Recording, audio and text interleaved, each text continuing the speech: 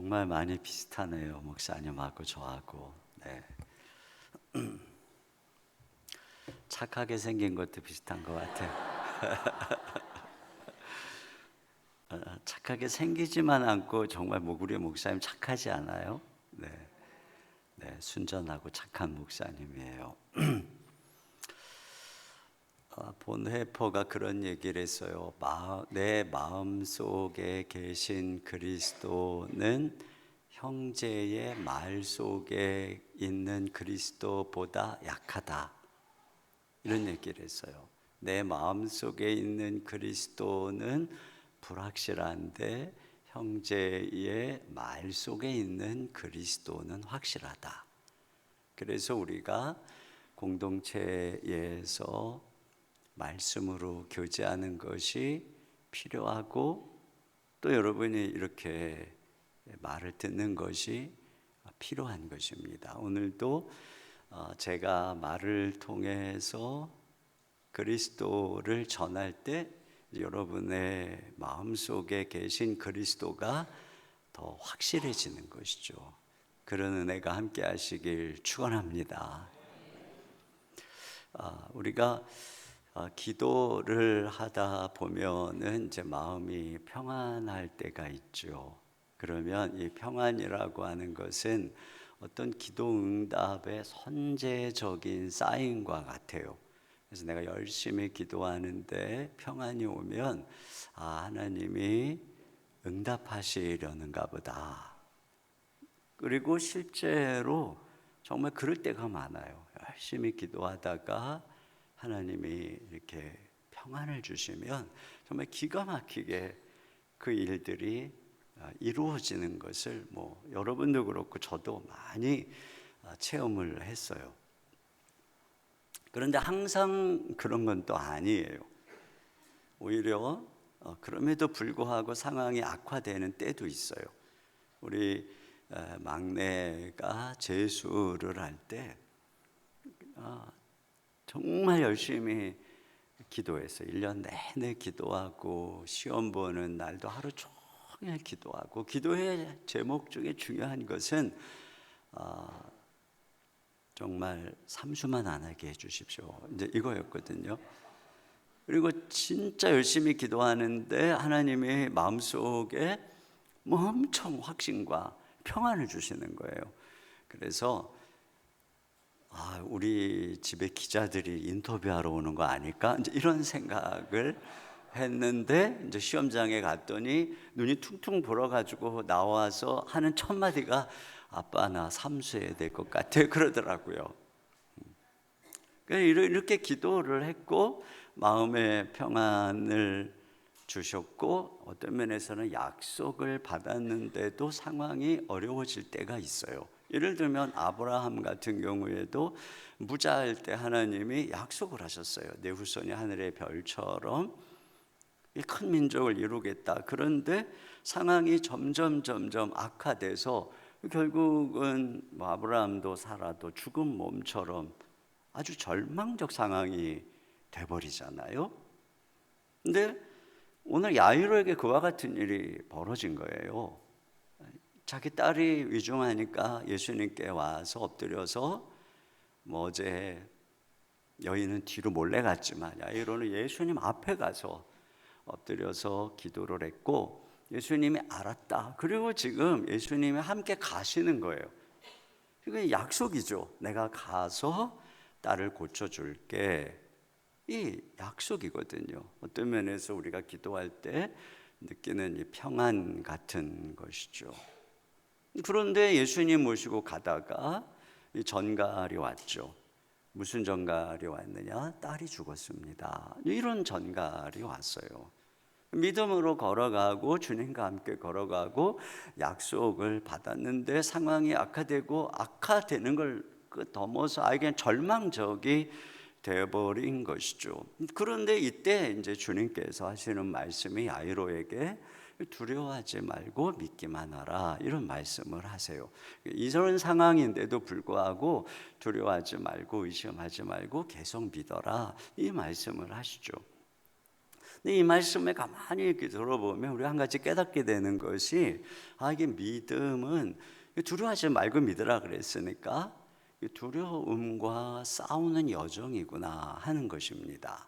야이로가 지금 예수님을 모시고 딸이 있는 방에까지 가려면 지금 이 악화되고 절망적인 상황에서 이 두려움이 찾아왔어요.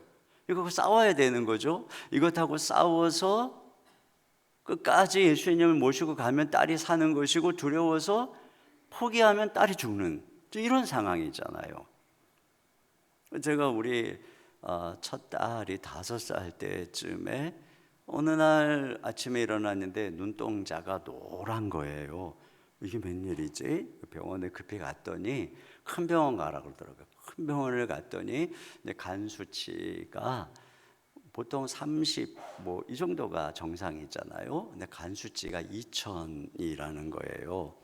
근데 이제 의사가 이러다가 낫는 수도 있으니 한 2주 차도를 보자 그랬는데, 한 달이 지나도 차도가 없고 온몸이 노래지고 이 간이 배꼽에 있는 데서 만져주고 복수가 차서 이렇게 배가 올라왔어요.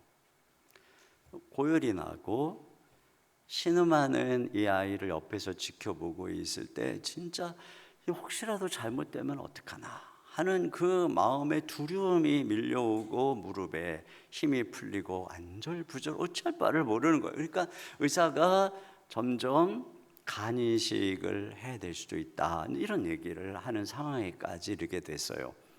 그러니까 아이를 사랑하는 아빠로서 제가 할 수 있는 것은 기도뿐인데, 그때 제가 이렇게 눈을 감고 기도하려고 그러면 기도가 안 나오는 거예요.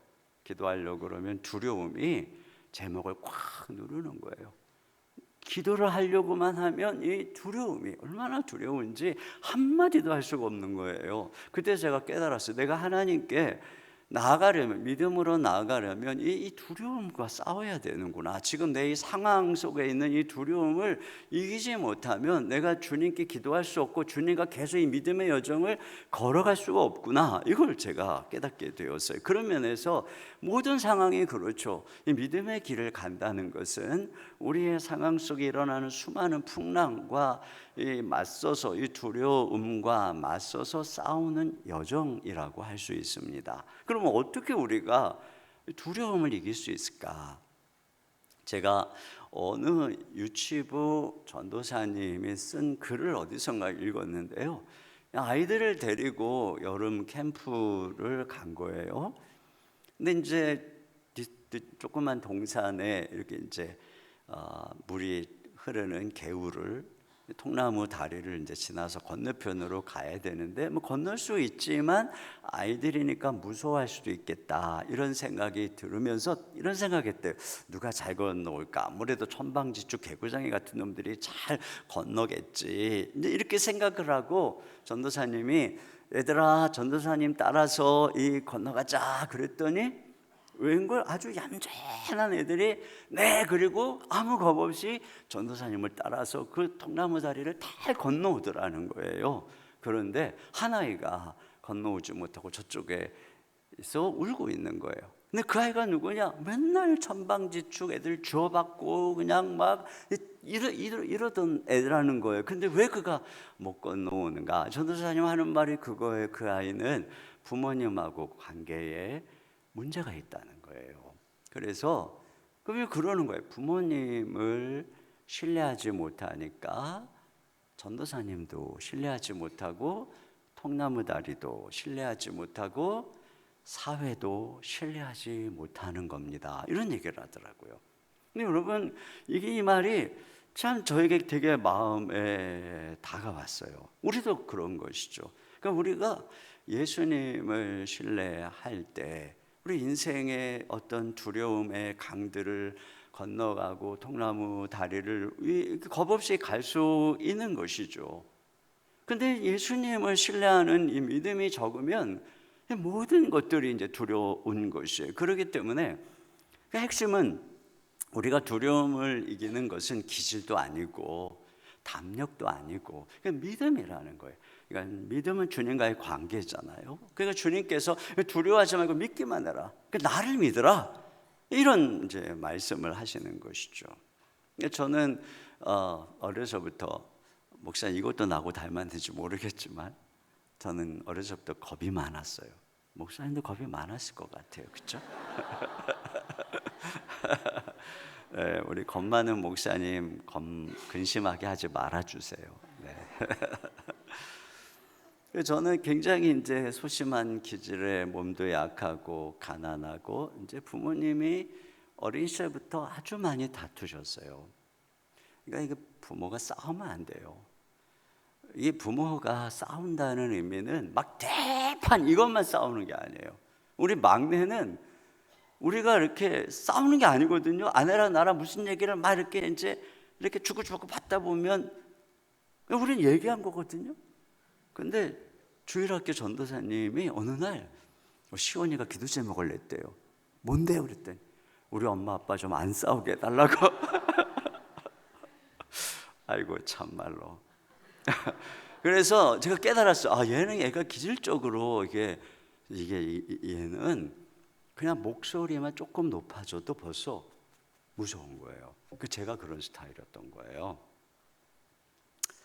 그러니까 저는 마음속에 늘 불안이 있었어요. 제가 사랑의 교회에서 옥하는 목사님이라는 그 거장 밑에 있을 때는 내가 별로 겁나는 게 없었어요. 내가 뭐 일을 저질러 뒤에 목사님이 계시니까.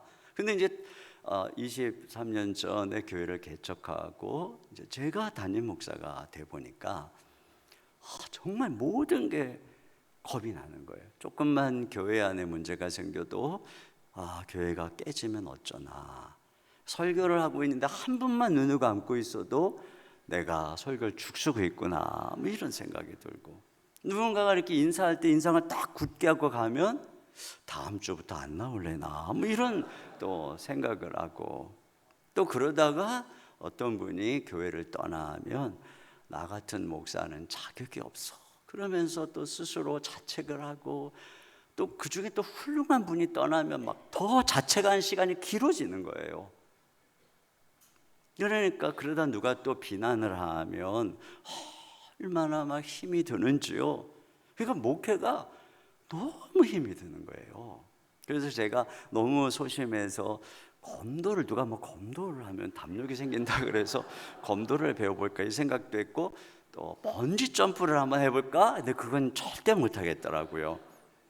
그러다가 어느 날 제가 이런 생각을 했어요. 하나님이 정말 나한테 이게 이렇게 상처 잘 안 받는 돌 같은, 강철 같은 심장을 주었다면 얼마나 좋았을까. 제가 이런 생각을 이렇게 스쳐 지나가듯 했는데 하나님 그걸 아시나 봐요. 제가 그 다음 날인가 그 다음 날인가 어느 책을 보는데 거기에 이런 글이 있는 거예요. 돌 같은 마음은 찬바람과 강풍을 견딜 수 있지만 미풍과 살랑이는 봄바람은 느낄 수 없다.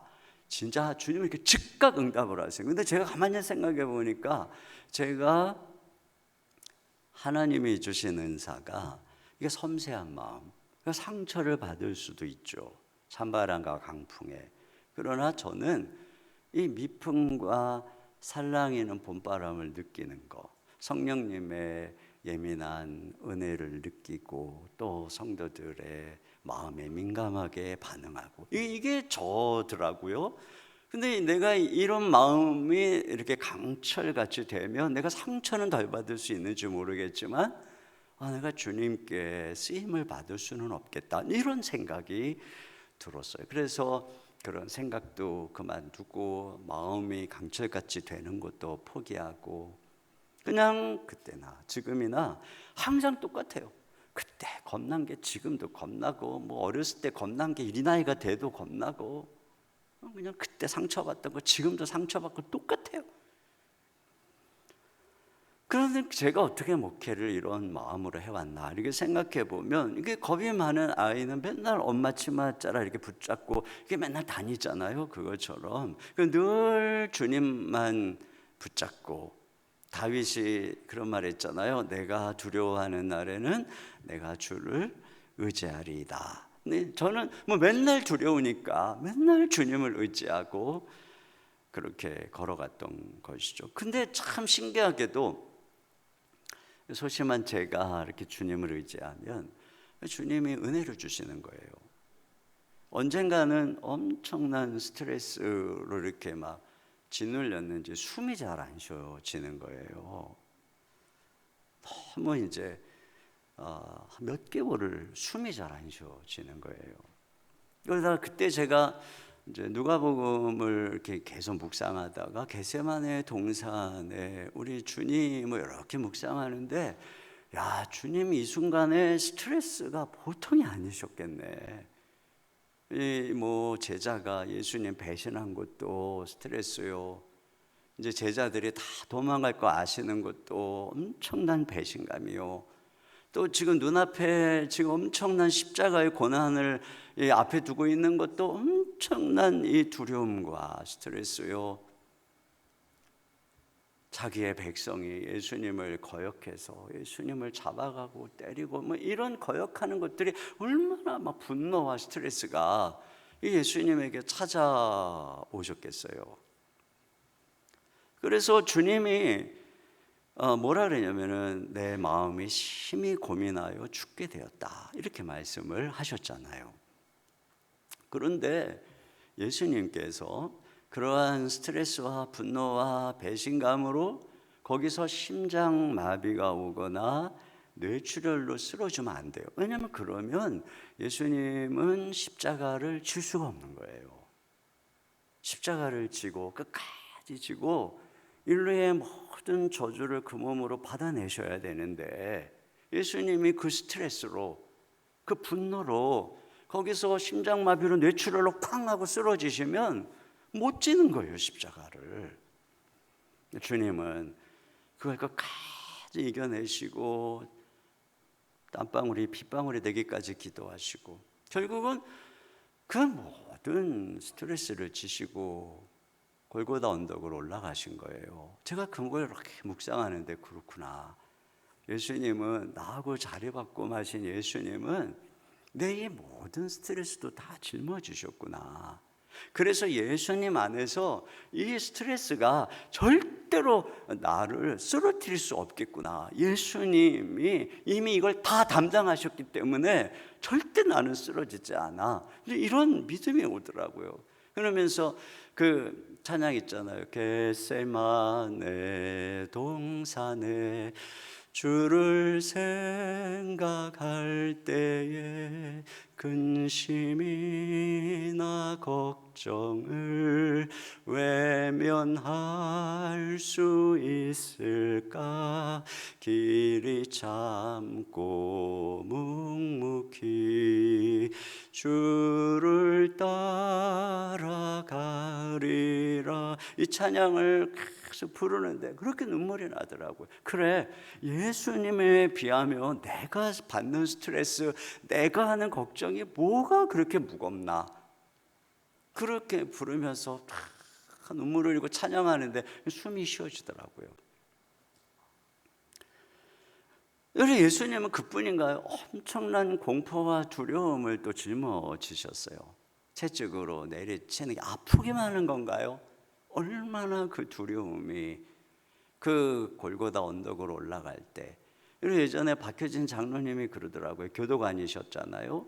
사형수 중에 형장으로 가면서 제 발로 걸어가는 사형수를 본 적이 없대요. 대부분이 질질 끌려서 오줌을 싸면서 끌려간다는 거예요. 이만큼 두려운 거죠. 근데 예수님이 그 모든 두려움을 이기고 십자가를 지고 올라가신 거예요. 옷이 바뀔 때의 그 두려움과 공포는 얼떡 이걸 다 견디신 거예요. 왜 그러셨을까요? 죄인인 우리가 이 세상을 살아가면서 찾아오는 얼마나 많은 두려움이 있어요. 얼마나 많은 공포가 있어요. 이걸 주님이 아시고 우리 대신 다 그 고통을 당하신 거예요. 제가 우리 아이가 아플 때 밤에 잠을 못 자겠더라고요. 두려워서. 내가 자다가 아이가 잘못되면 어떡하나, 이거 두려우니까 잠을 못 자는 거예요. 그런데 제가 주님 앞에 주님을 이렇게 바라보면서 기도를 하잖아요. 그러면 신기해요. 그 두려움이 주님을 바라보면서 기도하는 순간에 어느새 잘 사라지고 정말 이렇게 설명할 수 없는 평강이 내 심령을 꽉 채워서 제가 잠이 드는 거예요. 이런 일들을 이렇게 반복하면서 근데 이겼던 기억이 있어요. 목회 과정에서도 그렇죠. 수많은 두려움과 근심으로 뒤척거리고 다음날 설교도 해야 되고 그러는데 그럴 때마다 주님을 바라보고 걸어가면 그게 이를 말할 수 없는 평강이 나를 덮고 또 그 과정을 이겨나가게 하죠. 왜 그러느냐? 주님이 우리 대신 모든 두려움과 공포를 다 짊어지셨기 때문에 그런 일이 일어나는 것이죠. 그뿐인가요? 여러분, 스데반이 죽을 때는 하늘문이 열렸어요. 그 스데반이 얼굴이 환하게 빛이 났어요. 예수님이 운명하실 때는 하늘이 닫혔어요. 예수님 얼굴은 빛이 난 게 아니에요. 저주받은 존재로서 얼굴이 시커매지셨어요. 예수님 저주받으셨고 버림받으셨고 하나님이 등을 돌리셨습니다. 여러분, 왜 예수님이 하나님의 아무 죄 없는 분이 이와 같이 저주를 받고 하나님께 버림을 받았을까? 그것은 죄인인 우리가 버림받지 않게 하시려고 주님이 우리 대신 버림을 받으신 것이죠. 그렇기 때문에 우리가 기억해야 될 것은 이렇게 두려워서 더 이상 내가 이게 주님의 손을 붙잡을 수 없는 순간에도 하나님은 절대 우리 손을 놓치지 않는다는 것이죠. 그래서 이 절망의 순간에 주님이 야이로에게 너 두려워하지 말고 믿기만 해라 이렇게 말씀하시는데 이게 생각해 보면 주님이 붙잡고 계신 거예요. 야이로가 주님 손 붙잡고 열심히 가다가 이 절망의 순간에 더 이상은 안 돼, 못해 하고 손을 놓치려는 이 순간에 주님이 꽉 붙잡고 야이로야 너 두려워하지 말고 믿기만 해라 이렇게 손을 붙잡고 계시는 그 주님의 모습을 생각하게 되죠. 저도 이렇게 생각해 보면 진짜 두려워서 발버둥을 치고 하나님 앞에 엎드릴 때마다 주님이 손을 꽉 붙잡아 주셨기 때문에 저는 이 주님이 이 세상 끝날까지 그렇게 하실 거다 이런 생각이 들어요. 언젠가 50대 후반, 그 당시에 50대 후반이셨던 순장님 한 분이, 권사님이 아주 개척 때부터 늘 사역하시던 분인데 온몸에 암이 퍼져서 병원에서 손 쓸 수가 없는 상황이 됐고요. 그래서 집으로 오셨어요. 그래서 제가 이제 신방을 갔습니다. 정말 이렇게 아주 앙상한 그런 이제 모습이신데 제가 간다고 하니까 이제 단장을 하고 소파에 앉아 계신 거예요. 근데 그분이 저한테 그러는 거예요. 목사님, 저 겁 많은 거 아시죠? 목사님, 저는 이런 상황이 되면 겁이 나고 생각만 해도 겁이 나고 우리 아이들은 어떡하나 하고 겁이 나고 우리 남편 어떡하나 하고 겁이 정말 상상도 할 수 없었던 겁이 많은 사람인 거 아시죠? 그런데 목사님이 신기해요. 하나도 겁이 안 나요. 하나님이 내 죽음 이후에 나를 천국으로 이끌어 주실 것이 확신이 되고요. 우리 아이들도 남편도 지켜주실 것, 우리 주님이 함께 해주실 것 확신해서 겁이 안 나요. 너무 평안해요. 그러면서 오히려 목사님이 걱정돼요. 목사님 좀 건강 좀 챙기세요. 그리고 저를 위로를 해주시는 거예요. 참 그때 제가 이렇게 신방을 마치고 돌아오면서 저게 뭘까? 권사님 말이 맞거든요. 우리가 그게 다 그렇잖아요. 얼마나 겁이 나요. 그런데 저 순간에 저 평강은 어디서 오는 것일까? 주님이 그 손을 잡아주시는 것이죠. 지금은 겁나요. 그러나 여러분, 그 어느 분이 무디 목사님에게 이런 질문을 했다 그래요. 목사님은 순교할 믿음이 있습니까? 그랬더니 아니요, 저는 순교할 믿음이 없습니다. 그런데 저는 전도할 믿음은 있습니다. 지금은 전도할 때이기 때문에 저에게는 지금 이 상황에 합당한 전도할 믿음이 있습니다. 제가 순교할 때가 되면 하나님이 저에게 순교할 믿음도 주실 것입니다. 근데 저는 이게 맞다고 생각해요. 어디에 어떤 상황에 있든지 주님이 우리 손을 붙잡아 주시면 우리는 모든 두려움을 이길 수 있는 줄로 믿습니다. 그런 면에서 우리 인생에서 가장 중요한 것은 예수님, 그분을 신뢰하는 믿음인 거죠.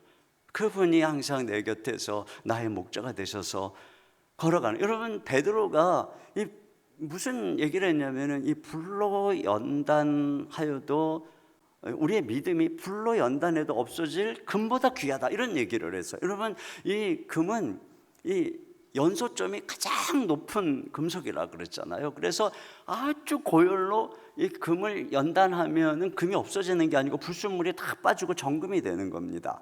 그런데 베드로가 불로 연단하여도 없어질 금이라고 말할 때는 언제냐면 종말의 때입니다. 모든 것이 다 체질이 불타버릴 그때는 금도 불에 타서 없어지는 것이죠.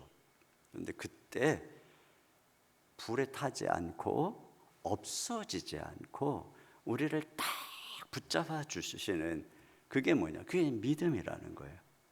그것이 바로 이 장차 나타나실 그분을 믿는 믿음이라는 거죠. 여러분, 종말의 날에 온 체질이 불타는 그때에 우리가 그분을 믿을 때 그분이 우리를 붙잡아 주시고 우리를 영광과 존귀로 이끌어 주신다면 지금은 어떻겠습니까? 지금 이 땅에서 불과 물과 같은 그런 상황 속에서도 정말 중요한 것은 우리가 그분과 함께하는 거죠. 우리가 그분을 알고 있는가, 이게 가장 중요한 거예요. 그런데 그런 믿음은 인격을 우리가 신뢰한다는 것은 결국은 얼마나 잘 아는가, 여기에 달려 있어요. 그러니까 예수님을 신뢰한다는 것은 우리가 예수님을 얼마나 잘 아는가, 여기에 달려 있어요. 그 야이로에게도 정말 중요한 것은 내가 지금 예수님 모시고 간다, 이게 아니에요. 기도를 하고 있다, 이게 아니에요. 내가 정말 기도하는 대상을 얼마나 잘 알고 있는가, 내가 지금 나와 함께 동행하는 이 분을 얼마나 잘 알고 있는가, 이 믿음이 중요한 것이죠.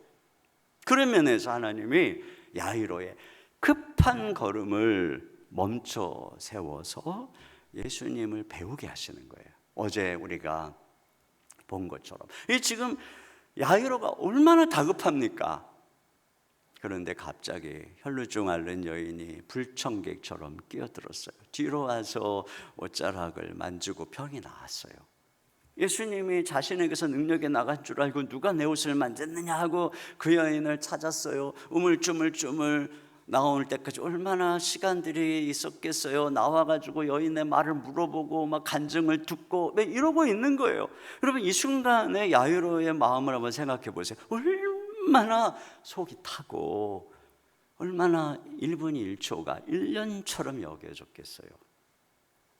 그런데 그 멈춤의 시간에 주님이 가다가 딱 의도적으로 그의 인생의 시간표를 멈추신 순간에 무슨 일이 일어나고 있습니까? 이 혈루증 여인을 통해서 믿음의 눈이 열리는 거예요. 야이로는 예수님 오셔서 내 집에 아픈 딸에게 오셔서 안수해 주시면 딸이 낫겠나이다, 이렇게 생각하고 있었는데, 여인은 예수님의 옷자락에 뒤로 와서 손만 살짝 대도 아무도 고치지 못했던 이 12년 된 혈루병이 나을 것이다, 이렇게 믿었다는 것이죠. 여인의 믿음이 더 크죠.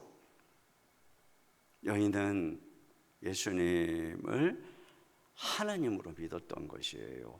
여러분, 우리 주님의 크심은 우리의 믿음만큼 나타나는 것이에요. 그러니까 지금 이 여인의 믿음 속에서 예수님의 영광이 나타나고 있는 바로 그 순간이란 말이죠. 그러니까 이제 야이로의 눈이 열리고 있는 거예요. 아니, 지금 나하고 가시는 예수님이 누군데 이런 엄청난 일이 일어나지? 저 12년 동안 아무도 고치지 못했던 저 불치병이, 아니 그것도 그냥 옷자락에 살짝 손만 댔는데 그것이 병이 나왔다. 우와, 도대체 예수님이 누구시지? 눈이 열려지는 것이죠. 그분이 하나님이시구나. 바로 그 순간에 전갈이 온 거예요. 딸이 죽었습니다. 더 이상 선생님을 괴롭게 하지 마십시오. 그런데 바로 그 순간에 예수님이 말하는 거예요. 야이로야, 두려워하지 말고 믿기만 해라. 두려워하지 말고 믿기만 해라. 야이로가 믿음이 자랐어요. 그 순간에, 이 엄청난 순간에도 주님을 끝까지 바라볼 수 있는 믿음이 자랐어요. 그래 주님을 모시고 가는 거예요. 멈춰서서 주님을 배웠기 때문에. 만약에 아무 방해가 없었다고 한번 가정을 해보세요. 그냥 부지런히 예수님을 모시고 갔다고 가정을 해보세요. 근데 집문 앞에 딱 도달했는데 안에서 곡소리가 났다며 이러고 어떻게 했을까요? 예수님 안녕히 가세요 이렇게 했겠죠. 빨리 간다고 빠른 게 아닌 거예요. 늦게 간다고 늦는 것도 아닌 거죠. 오히려 그 멈춤의 시간에 예수님을 배워서 믿음의 날개가 자랐기 때문에 오히려 빨라진 것이죠. 제가 어제 제가 신학교 때 폐결핵으로 27, 8살에 이 폐결핵으로 고통받고 다른 친구들은 다 열심히 공부하고 운동하고 그럴 때 우리 교단에 이제 신학교를 양재에 있어요.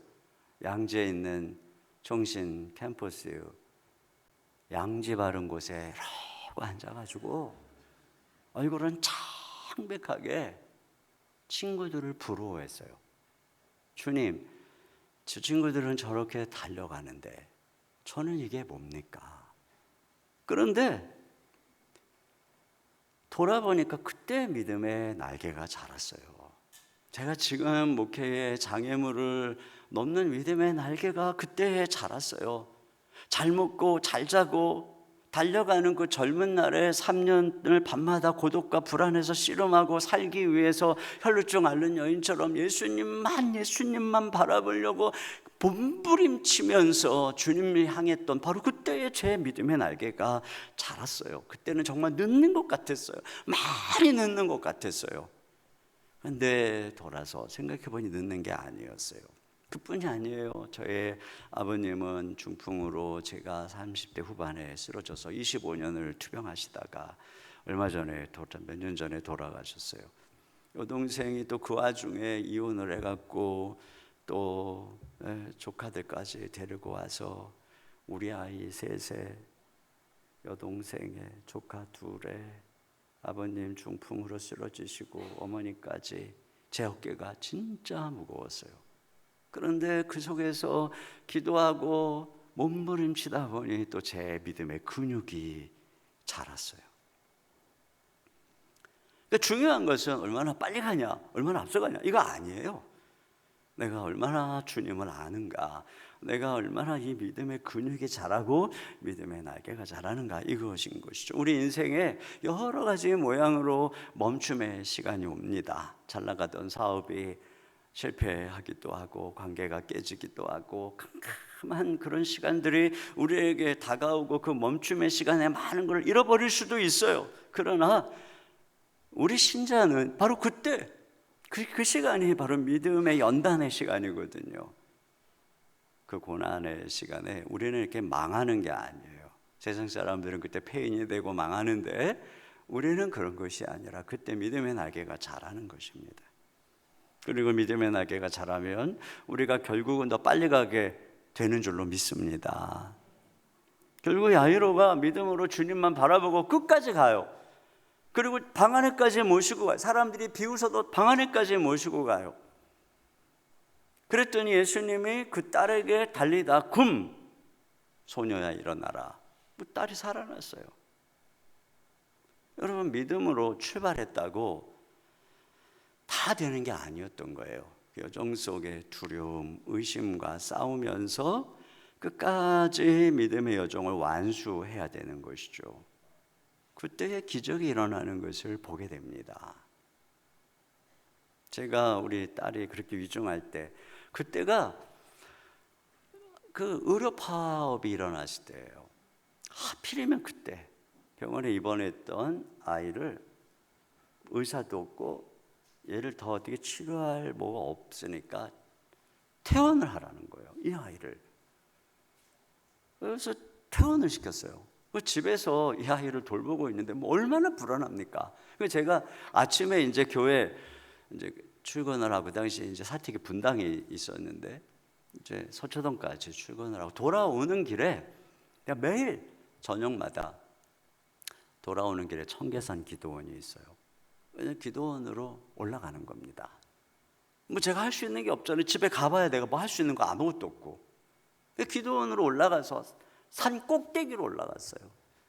근데 내 마음에 두려움이 많으니까 뭐 외부의 두려움은 두려움도 아니더라고요. 옛날에 산에 올라가 눈 감으면 부시럭하면 막 머리가 쭈뼛쓰고 막 그랬거든요. 근데 내 마음에 두려움이 가득하니까 막 하나도 안 두려운 거예요. 산 꼭대기 올라가서 차라리 날 죽여주세요 막 이런 마음으로 그냥 쫙 기도하고 매일 그렇게 시간들을 보내고 있었어요. 그날도 산 꼭대기 올라가서 부르짖어서 주님이 딸을 살려달라고, 그리고 기도를 막 하다 보면 또 마음에 평강이 있잖아요.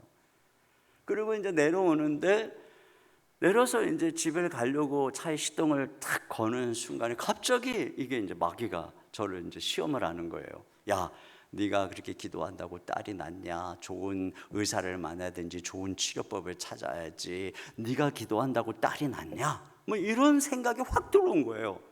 이거 확실히 이게 이 사람이 참 그 순간에 내가 얼마나 그 생각이 확 드는 순간에 기운이 쫙 빠지는 거예요. 집에 갈 수가 없더라고요. 너무 기운이 빠지고 눈물이 나더라고요. 어떡하라고요, 주님? 그러면서 그냥 의심과 절망 속에 빠져가지고 방금까지 그렇게 기도하고 내려온 제가 거기 앉아가지고 얼마를 지냈는지 몰라요. 한참을 지났는데 주님이 마음에 제게 말씀하셨어요. 그 절망하고 있는 저에게 주님께서 제 마음속에 생각을 통해서 주신 말씀이겠죠. 지금도 또렷하게 마음에 주님께서 말씀하셨어요. 너 아들아, 너 목사지? 네, 제가 목사입니다. 목사는 뭐 하는 사람이냐? 하나님의 말씀이 진리라고, 하나님이 살아계시다고 성도들에게 전하는 존재지. 그런데 네가 이렇게 열심히 기도를 하고 있어도 내가 하나님이 고쳐줄 거라고 믿지 못한다면 너는 앞으로 네가 믿지도 않는 기도를 성도들에게 믿으라고 사기치는 목사가 되겠구나. 이런 마음을 주신 거예요. 제가 가만히 생각해 보니 이거 맞는 말이잖아요. 그러면 저의 선택은 둘 중에 하나예요. 사기꾼 목사가 될 수는 없잖아요. 제가 내가 믿지도 않는 거를 믿으라고 평생 사기치는 일에 내 인생을 드린다. 아니, 그것처럼 바보 같은 일이 어디 있어요? 둘 중에 하나더라고요. 목사 그만두든지 믿든지. 근데 제가 목사 그만둘 수는 없겠더라고요. 그 제가 선택이 믿는 것밖에 없더라고요. 내가 사기꾼 목사가 될 수는 없으니까 믿어야지. 근데 믿는다고 생각해 보니까 또 믿는다고 손해볼 것도 없더라고요. 생각해 보니까 믿자. 뭐 내가 무슨 손해를 봐요? 아니, 오히려 믿으면 약속도 있고 하나님에 대한 기대도 있고 믿음 속에 하나님이 일하실 거라고 하는 이런 여러 가지를 보장이 되어 있는데, 오히려 내가 의심을 하고 걱정을 하고 절망을 하면 거기 아무것도 없더라고요. 생각해 보니까 네가 걱정한다고 키를 한 잔 더 할 수 있겠냐? 그렇더라고요. 그래서 제가 가만히 생각해 봤어요. 논리적으로 내가 이렇게 좀 한숨 쉬고 의심하고 절망하고 눈물 짓고 이게 바보 같은 짓이네. 이런다고 뭐가 해결돼? 내가 믿으면 여기에 뭔가 이게, 내 선택은 하나밖에 없더라고요. 그때 결심했어요. 주님 믿겠습니다. 이거 마음속에 이런 생각, 이게 사실 주님의 음성이 확실히 그런 것 같아요. 그런 생각이 막 들어오면서 믿겠습니다. 이런 이제 마음을 제가 먹게 됐어요. 그리고 생각해 봤죠.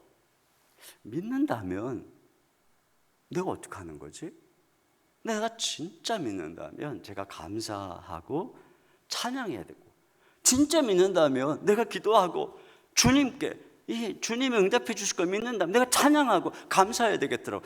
그런 순간에 딱 돌아보니까 제가 우리 딸이 아픈 그 여러 시간들 동안 제가 감사도 안 하고, 당연히 감사 안 하고, 찬양도 그냥 형식적으로 뭐 있지 진짜 찬양도 안 하고, 맨날 정말 초췌하게, 우리 사람이 저한테 뭐라 했냐면 당신이 먼저 죽겠다. 나한테 그랬어요.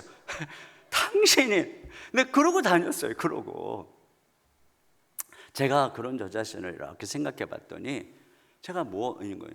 제가 주님께 나가서 주님 이 땅을 이 딸을 살려 주시옵소서 정말 간절하게 기도하고 내려오면서 다시 돌려주세요. 그리고 근심하고 걱정하고 또 주님께 주님 고쳐 주시옵소서. 주님이 그래 고쳐줄게. 다시 돌려주시옵소서. 그리고 내가 이러고 있었던 거예요.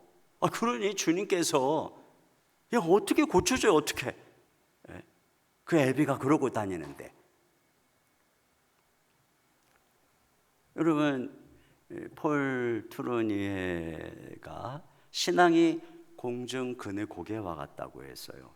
고개사가 이쪽 막대기를 붙잡고 쫙 가서 이걸 놔야지 저쪽 편 막대기를 딱 잡고 건너편으로 건너가는 거예요.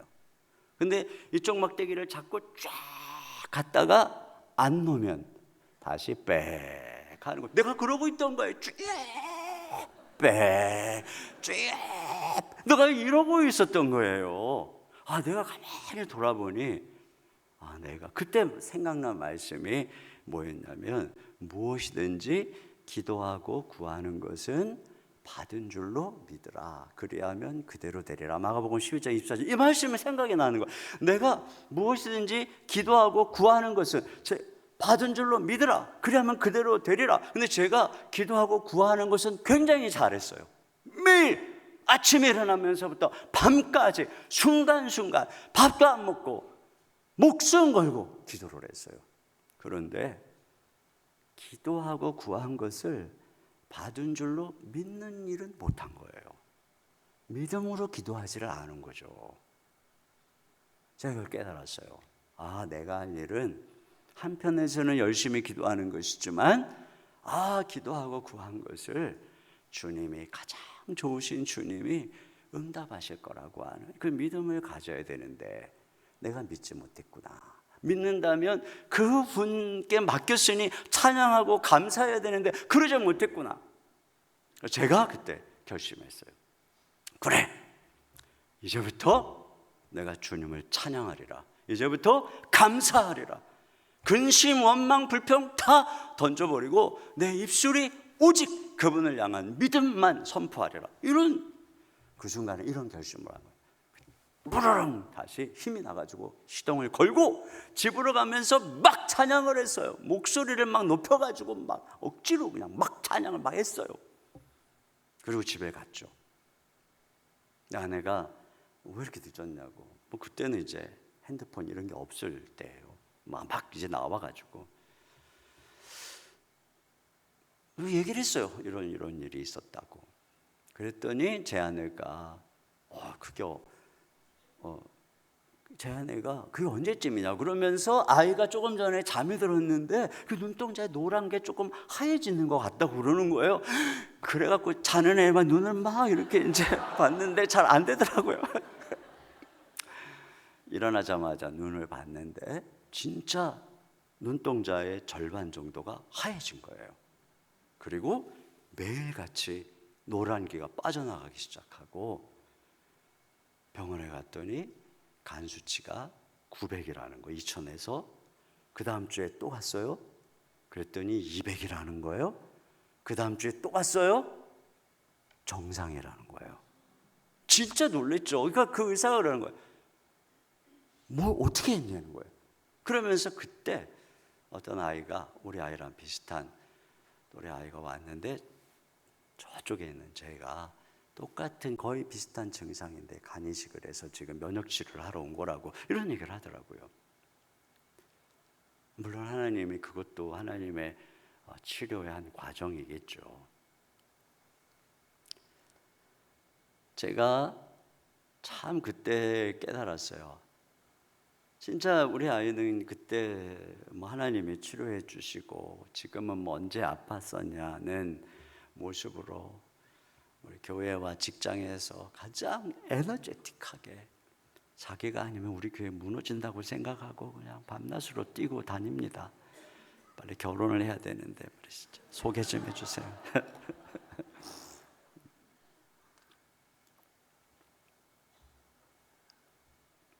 여러분, 근데 그렇다고 해서 우리가 기도하면 우리가 기도한 대로 다 된다, 이건 결코 아니죠.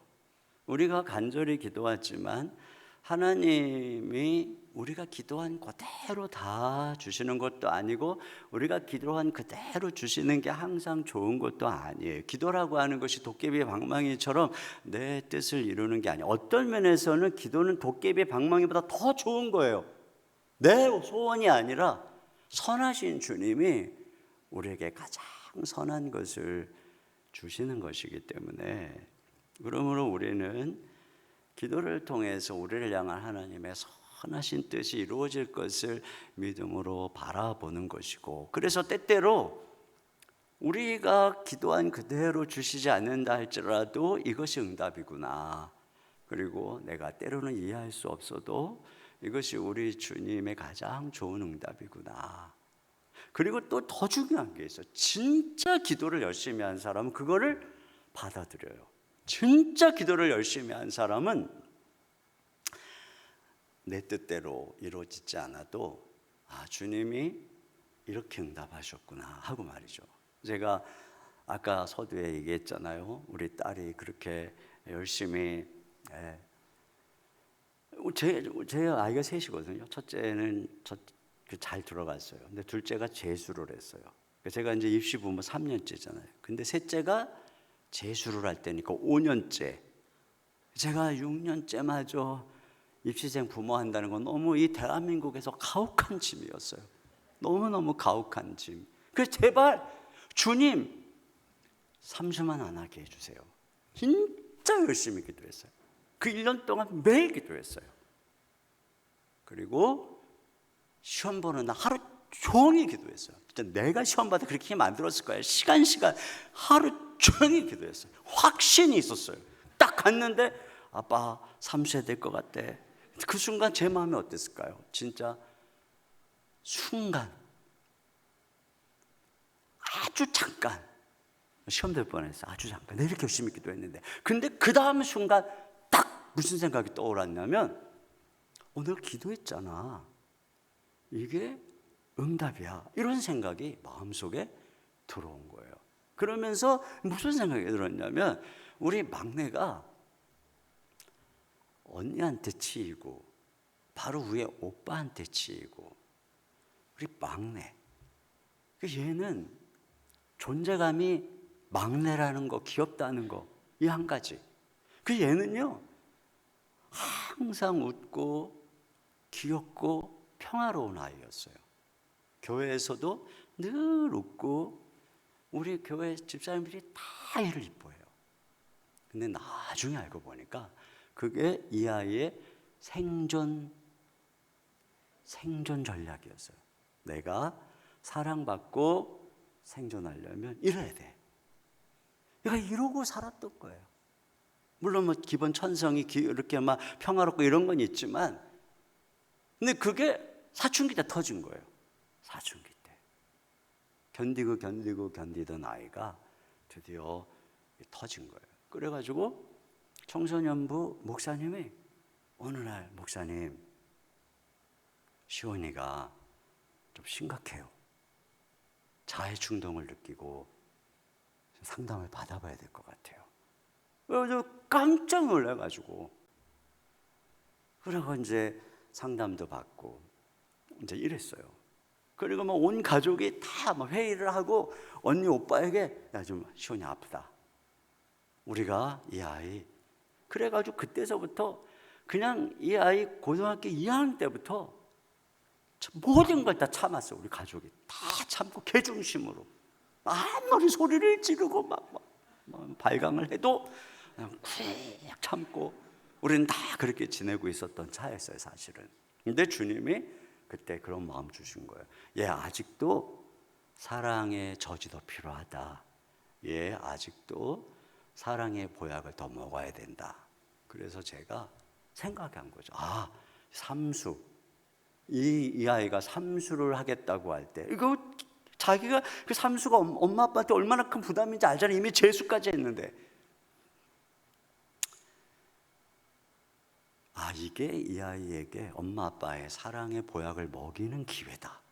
이 진짜 중요한 기회다. 그래가지고요, 진짜 온 힘을 다해서 그 아이의 삼수 뒷바라지를 하면서 거의 명문대 들어간 것처럼 기쁨으로, 정말 기쁨으로 이 아이를 전적으로 요만큼의 내색도 안 하고 그 아이에게 사랑을 표현하며 전적으로 응원을 했어요.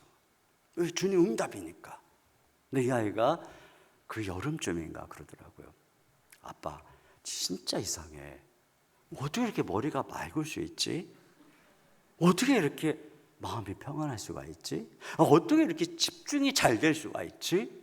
학원에서요, 거의 막 상위 랭킹 그 맨날 이게 오는 거예요. 그렇게 막 계속 이렇게 평가가 오거든요. 거의 막. 와. 얘가 어려서부터, 항상 어려서부터 자기는 의사가 되겠다 그래서 어려서부터. 근데 맨날 교회에서 뭐 살다시피 하고 말이죠. 뭐 고등학교 2학년 3학년 막 찬양팀 한다라고 맨날 교회에서 살고. 고3 때는 제가 찬양 리더를 하겠다는 거예요. 그래서 내가 그래서 너 그러면 의대 가는 거 포기하고 그냥, 그때 또 그랬다고 또 막 울더라고. 그랬다고.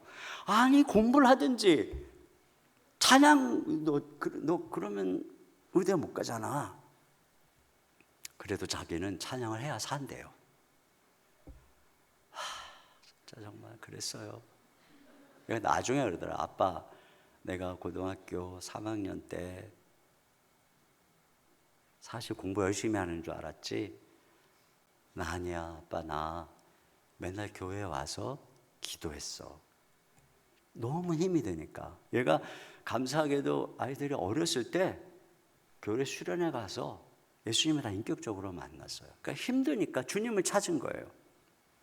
교회 와서 1시간씩 기도하고 매달리고 그러면서 성령의 은혜를 체험하고 이러면서 보냈으니까 뭐 어떻게 시험 점수가 나올 수가 없죠.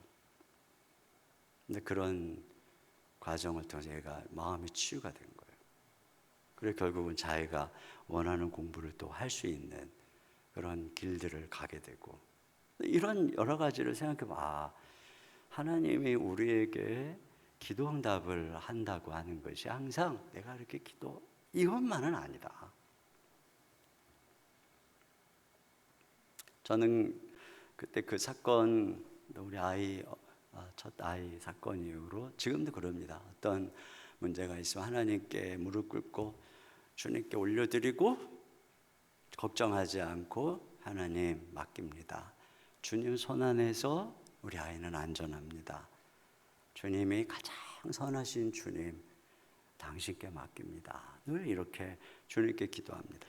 자, 마지막으로 한 가지만 더 잠깐 말씀을 드리면, 제가 이 말씀을 보면서 한 가지 이렇게 마음에 다가온 것이, 혈루증 앓는 여인이 12년 동안 혈루증을 앓았는데 이 아이로의 딸이 12살이에요.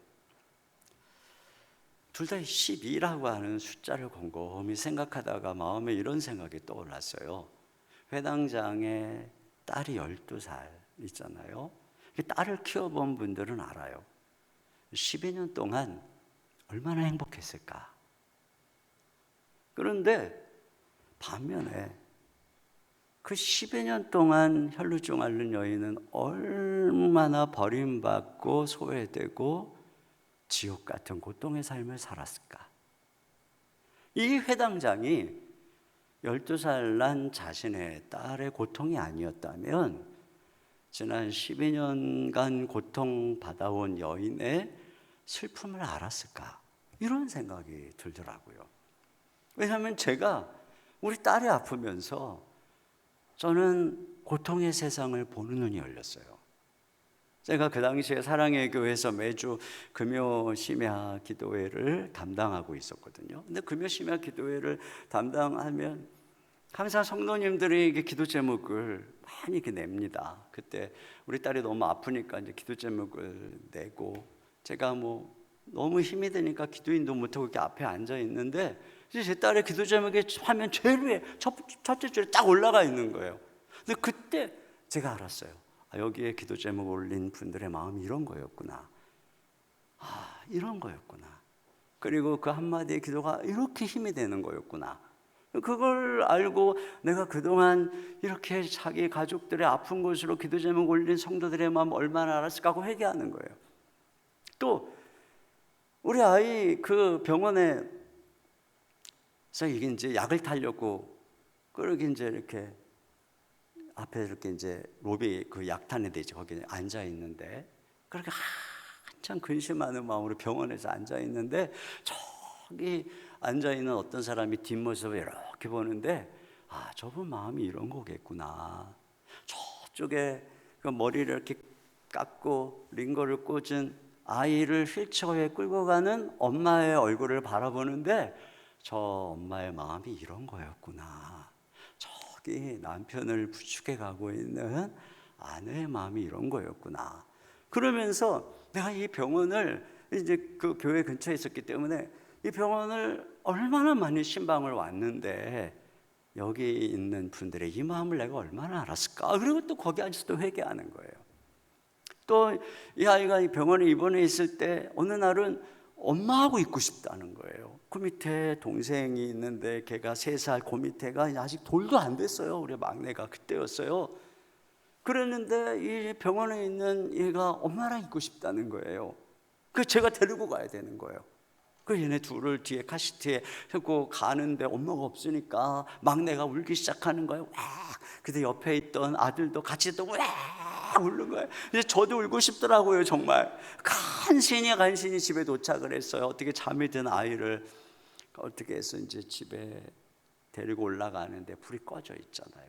제가 항상 퇴근할 때는 그 집에서 엄마, 아빠 하고 새 아이가 저를 맞이하고 아내가 여보 이제 와요. 그랬던 그 집에 불이 다 꺼져 있고 우리 딸은 병원에 있고 너무너무 마음이 아픈 거예요.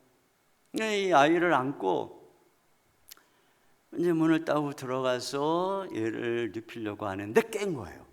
막내가 큰일 났어요. 엄마도 없는데 울기 시작하는데 뭐 방법이 없는 거예요. 그래서 그때만 해도 아직 이 엄마의 젖을 물 때였던 것 같아요. 그래갖고 아내가 입던 옷을 찾았어요. 젖냄새 나는 옷을 찾아가고 입었어요.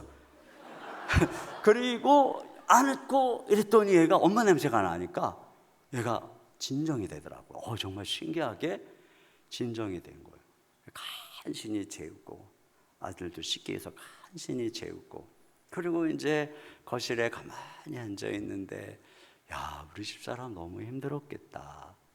아이 셋을 키우고 친정아버지는 중풍으로 쓰러져서 친정어머니는 꼼짝없이 도와줄 수도 없고 아니 시아버지가 중풍으로 쓰러져서 시어머니는 도와줄 수도 없고 친정은 저 멀리 여수 그것도 반대하는 결혼을 해서 우리 집사람은 친정 어머니에게 힘든 얘기를 요만큼도 안 해요. 거봐라 너 내가 반대하는 결혼하더니 그거 꼴 좋다 이런 말 들을까 봐 절대 안 하는 거예요. 나중에 제가 이런 히스토리를 책으로 이제 썼는데 이제 우리 장모님이 본 거예요. 3박 4일을 우셨대요. 이걸 몰랐다고. 우리 집사람 그런 사람이에요. 혼자서 에셋을 키우면서 제가 아침에 차 가지고 나가면 차도 없잖아요.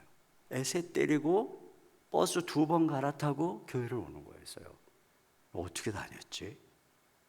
너무 힘들었겠다. 그럼 막 거기 앉아서 회개하는 거예요. 하나님, 제가 잘할게요. 제발 좀 고쳐주세요. 정말 고통을 통해서 하나님이 제 주변의 사람들의 아픔을 이해하게 해주셨어요. 고난을 통해서 세상을 보게 했어요. 내가 고통을 당하기 전에는 볼 수 없었던 그 수많은 고통의 세상을 들여다보게 해주셨어요. 이 고난이 저의 믿음을 단단하게 했지만 동시에 다른 사람의 고난을 이해하고 상처 입은 치유자가 되게 해주셨어요. 그러니까 생각해보면 나같이 이렇게 속 좁고 교만한 사람이 이런 고통이 없었다면 우리 성도들의 아픔을 어떻게 이해할 수 있었을까 이런 생각을 하게 됩니다. 결론입니다. 여러분, 두려운 일이 있으십니까? 오늘 주님께서 말씀하세요. 두려워하지 말고 믿기만 하라. 의심하지 말고 끝까지 믿어라. 두려움과 의심으로 물러나지 말고 믿음으로 계속 걸어가고 기도를 멈추지 마라. 계속 믿어야 됩니다. 미국 대공황 시대에 17세의 한 소녀가 있었어요. 그 가정은 자녀가 7명인데 수입은 한 푼도 없었고 집은 대출로 잔뜩 끼어 있어서 언제 갚을 줄 모르고 그날이 아버지 생일이었는데 임종을 앞에 두고 있었어요. 장례식 날 어머니는 7 자녀를 거느리고 터벅터벅 아무 볼품 없는 무덤으로 발걸음을 옮겼습니다. 이 소녀는 세상이 끝난 것 같았어요. 집안은 무겁게 가라앉았고 신락 같은 희망도 보이지 않았습니다. 그러다가 소리가 들렸어요. 칙칙하고 무거운 정적을 깨는 소리, 부엌에서 빗질하는 소리가 들렸어요. 잠시 멈추는가 싶더니 이번에는 더 힘이 들어간 소리로 쓱싹 쓱싹 빗질하는 소리가 들렸어요. 사흘 동안 한마디도 하지 않던 어머니가 집안일을 하기 시작한 거예요. 쓱싹 쓱싹 빗질 소리가 계속 들렸어요. 그 소녀는 이렇게 말합니다. 그 소리는 어머니가 목소리로 말할 수 있는 것보다 큰 소리로 이렇게 말하고 있었습니다. 인생은 계속된다. 희망은 사라진 것이 아니다.